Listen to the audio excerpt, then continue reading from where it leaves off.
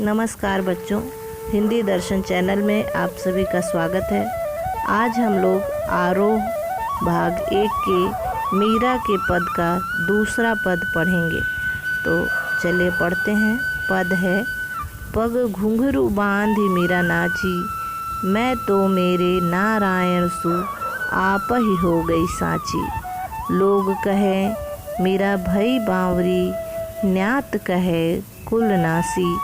विष का प्याला राणा भेज्या, पीवत मीरा हासी। मीरा के प्रभु गिरधर नागर, सहज मिले अविनाशी।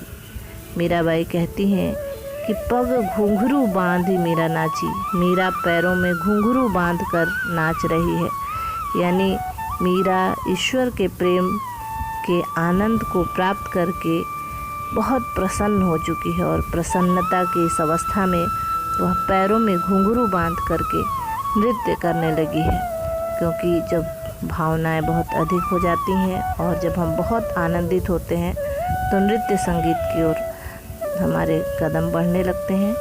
इसी तरह से मीराबाई भी ईश्वर की भक्ति में आनंदित हो रही हैं और उस आनंद के आवेग में वो पैरों में घुंघरू बांधकर नाचने की बात करती हैं, गा रही हैं और कहती हैं कि मैं तो मेरे नारायण सु, मैं तो मेरे नारायण के समान हो गई हूँ, यानी नारायण से युक्त हो गई हूँ। मेरा अलग से अस्तित्व समाप्त हो गया है। यहाँ पर अद्वैत की स्थिति दिखाई दे रही है। कहती हैं कि मैं तो मेरे नारायण सु आप ही हो गई साची, मैं आप ही हो गई हूँ, मैं सच स्वरूप हो गई हूँ, सत्य स्वरूप हो गई हूँ। सत्यम शिवम सुंदरम की स्थिति हो गई है। मैं सत्य स्वरूप आपके समान हो गई हूँ। मेरे अंदर की सारी बुराइयाँ समाप्त हो गई हैं। आगे कहती हैं, लोग कहे मीरा भई बावरी। लोगों का कहना है कि मीरा बावरी हो गई है। लोग इसलिए बावरी कहते हैं मीराबाई को क्योंकि मीराबाई ने अपने राजसी वैभव को, अपने राजमहल को छोड़ करके वो बाहर इधर उधर गलियों में भटक रही हैं। सुख सुविधाएं त्याग दी हैं उन्होंने। तो इस तरह से घूमने के कारण, इधर उधर भटकने के कारण साधु संतों के साथ लोग उन्हें बावरी कहने लगे। आगे कहती हैं कि न्यात कहे कुल न्यासी। न्यात यानी परिवार के लोग, रिश्तेदार और जितने संबंधी सगे लोग हैं वो लोग कहते हैं कि कुल नासी है मीरा, यानी मीरा कुल का नाश करने वाली है। कुल के मर्यादाओं को, परंपराओं को इसने त्याग दिया है, इसलिए कुल का नासी बताते हैं घर के लोग। आगे कहती हैं मीराबाई कि विष का प्याला राणा भेजिया। राणा ने मुझे मारने के लिए, राणा यानी उनके देवर ने उन्हें मारने के लिए विष का प्याला भेजा है और उसको भी ये प्रसन्नतापूर्वक स्वीकार करती हैं और पी करके हंसने लगती हैं। कहती हैं कि उसका भी मेरे ऊपर कोई प्रभाव नहीं पड़ा, विष भी इनके लिए अमृत हो गया श्री कृष्ण की कृपा से। तो ये श्री कृष्ण से युक्त हो गई हैं, इसीलिए कहती हैं मैं तो मेरे नारायण सु आप ही हो गई साची। मैं तो अपने नारायण से युक्त होकर के उसी की तरह सत्य हो गई हूँ, तो इसलिए विष का असर मेरे ऊपर नहीं हो रहा है। उसको भी पीकर मैं हंस रही हूँ, प्रसन्न हूँ। आगे कहती हैं मीराबाई, मीरा के प्रभु गिरधर नागर। मीरा के जो प्रभु हैं वो गिरधर नागर हैं। गिरधर गिरी को धारण करने वाले, नागर चतुर। नागर शब्द ग्रामीण गंवार शब्द का विपरीत शब्द है, विलोम शब्द है।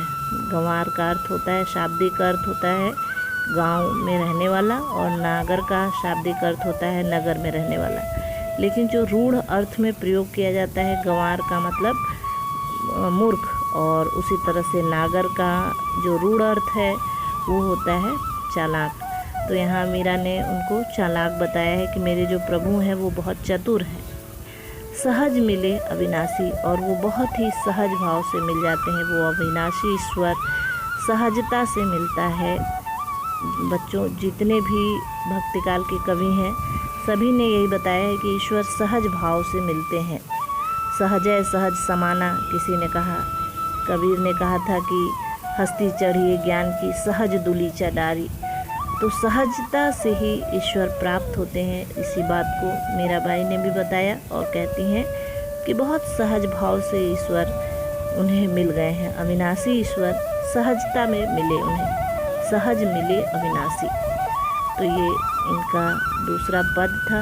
इसमें मीराबाई के श्री कृष्ण के प्रति जो प्रेम है उसकी चरम अवस्था, पराकाष्ठा दिखाई देता है, जिसके कारण वो आनंदित होकर के नृत्य तक करने लगती हैं और अपना और ईश्वर का जो भेद है वो समाप्त हो गया है। अद्वैत की स्थिति इस पद में दिखाई दे रही है।